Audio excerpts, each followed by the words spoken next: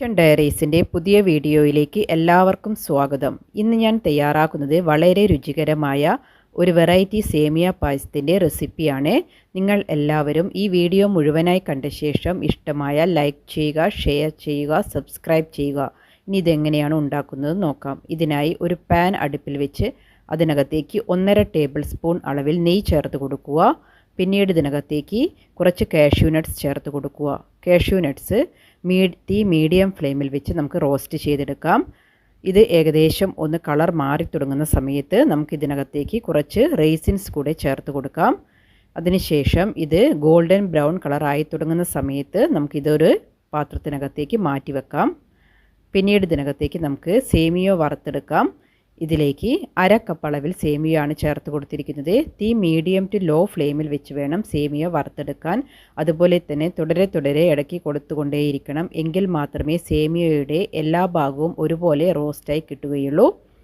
അപ്പോൾ സേമിയ ഏകദേശം golden brown colour ആയി തുടങ്ങുന്ന സമയത്ത് ഞാനിവിടെ ഫ്ലെയിം ഓഫ് ചെയ്തിട്ടുണ്ട്.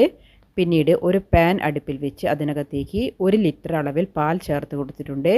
പിന്നീട് ഇതിനകത്തേക്ക് 1/2 കപ്പ് അളവിൽ വെള്ളം ചേർത്ത് കൊടുത്തിട്ടുണ്ട്. ഇവിടെ ഞാൻ ഫുൾ ഫാറ്റ് മിൽക്കാണ് എടുത്തിരിക്കുന്നത്. ഈ പാൽ നന്നായി തിളച്ച് വരുന്ന സമയം വരെ നമുക്ക് വെയിറ്റ് ചെയ്യാം. അപ്പോൾ പാൽ നന്നായി തിളച്ച് വന്ന് തുടങ്ങിയിട്ടുണ്ട്. ഈ സമയത്ത് ഇതിനകത്തേക്ക് ഞാനിവിടെ സേമിയ ആഡ് ചെയ്ത് കൊടുക്കുന്നുണ്ട്.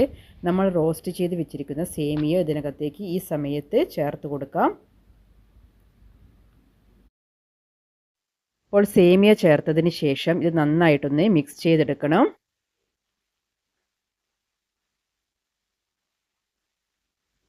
ഇപ്പോൾ നന്നായി മിക്സ് ചെയ്തതിന് ശേഷം നമുക്ക് സേമിയ ആവശ്യത്തിന് കുക്കായി കിട്ടുന്ന സമയം വരെ വെയിറ്റ് ചെയ്യാം.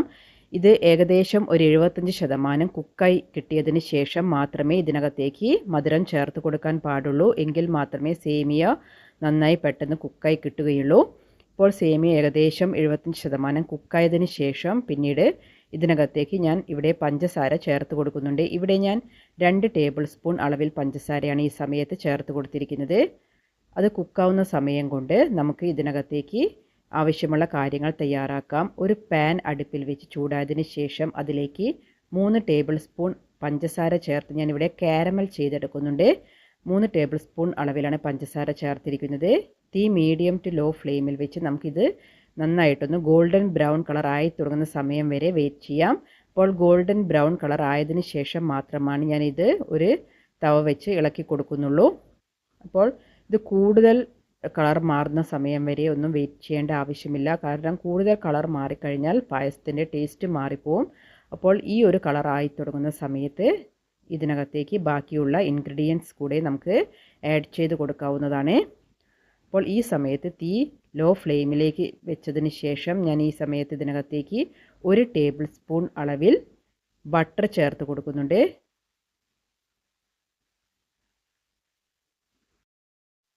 ഇപ്പോൾ ബട്ടർ ചേർത്തതിന് ശേഷം നമുക്കിത് നന്നായിട്ട് തന്നെ മിക്സ് ചെയ്തെടുക്കാം.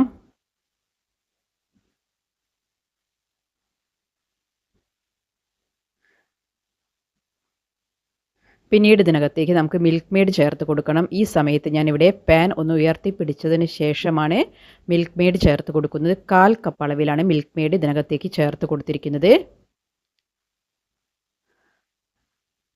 അതിനുശേഷം തീ ലോ ഫ്ലെയിമിൽ വെച്ച് ഇത് നന്നായിട്ട് മിക്സ് ചെയ്തെടുക്കണം.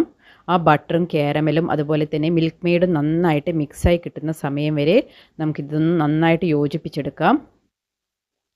അപ്പോൾ ലോ ഫ്ലെയിമിൽ വെച്ചിട്ടാണ് ഞാനിത് നന്നായിട്ട് യോജിപ്പിച്ചെടുക്കുന്നത്.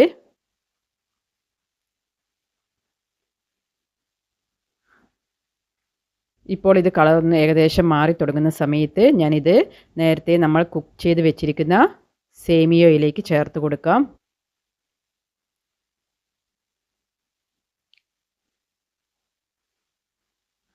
ഇപ്പോൾ സേമിയ മുഴുവനായി കുക്ക് ചെയ്തതിന് ശേഷമാണ് ഞാനിത് നമ്മൾ ഇതിനകത്തേക്ക് ആഡ് ചെയ്ത് കൊടുക്കുന്നത്. അപ്പോൾ ഈ കാരമൽ ചേർത്തതിന് ശേഷം ഇത് നന്നായിട്ടൊന്ന് ഇളക്കി യോജിപ്പിച്ചെടുക്കുക.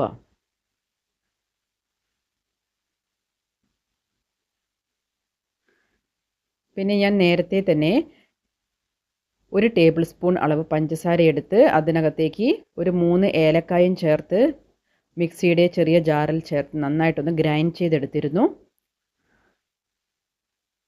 അതുകൂടെ ഈ സമയത്ത് നമുക്ക് ഇതിനകത്തേക്ക് ആഡ് ചെയ്ത് കൊടുക്കാവുന്നതാണ്. അപ്പോൾ ഞാനിവിടെ മൊത്തത്തിൽ 6 ടേബിൾ സ്പൂൺ പഞ്ചസാരയാണ് പായസത്തിന് വേണ്ടി എടുത്തിരിക്കുന്നത്. നമ്മൾ സേമിയ ഒരു 75% കുക്കായ സമയത്ത് 2 ടേബിൾ സ്പൂൺ ആഡ് ചെയ്തു. പിന്നീട് കാരമൽ ഉണ്ടാക്കുന്നതിന് വേണ്ടി 3 ടേബിൾ സ്പൂൺ ആഡ് ചെയ്തു. പിന്നെ ഏലക്കായ പൊടിച്ചെടുക്കാൻ 1 ടേബിൾ സ്പൂണുമാണ് എടുത്തിരിക്കുന്നത്. പിന്നീട് നമ്മൾ നേരത്തെ റോസ്റ്റ് ചെയ്ത് വെച്ചിരിക്കുന്ന റേസിൻസും കാഷ്യൂ നട്ട്സും ഇതിനകത്തേക്ക് ചേർത്ത് കൊടുക്കുന്നുണ്ട്. അപ്പോൾ ആവശ്യത്തിനുള്ള മധുരം ഈ പായസത്തിന് ഉണ്ടായിരുന്നു. അപ്പോൾ നിങ്ങൾക്ക് കൂടുതൽ മധുരം വേണമെങ്കിൽ നിങ്ങൾക്ക് പഞ്ചസാര നോക്കിയിട്ട് ആഡ് ചെയ്ത് കൊടുക്കാവുന്നതാണ്. അപ്പോൾ നമ്മുടെ വളരെ ടേസ്റ്റി ആയിട്ടുള്ള കാരമൽ പായസം ഇവിടെ തയ്യാറായിട്ടുണ്ട്. നിങ്ങളെല്ലാവരും ഈ ഓണത്തിന് ഈ രീതിയിലൊന്ന് ട്രൈ ചെയ്ത് നോക്കുക. ഇഷ്ടമായ ലൈക്ക് ചെയ്യുക, ഷെയർ ചെയ്യുക, സബ്സ്ക്രൈബ് ചെയ്ത് സപ്പോർട്ട് ചെയ്യുക. അപ്പോൾ നമ്മുടെ ഓണവിഭവങ്ങളെല്ലാം ചാനലിൽ ഒരുപാട് അപ്ലോഡ് ചെയ്തിട്ടുണ്ട്. നിങ്ങളെല്ലാവരും ആ വീഡിയോ എല്ലാം നോക്കി വിഭവങ്ങളെല്ലാം ട്രൈ ചെയ്ത് നോക്കുക. ഇനിയും പുതിയ വീഡിയോ വരുന്നവരെ വെയിറ്റ് ചെയ്യുക. Thank you for watching.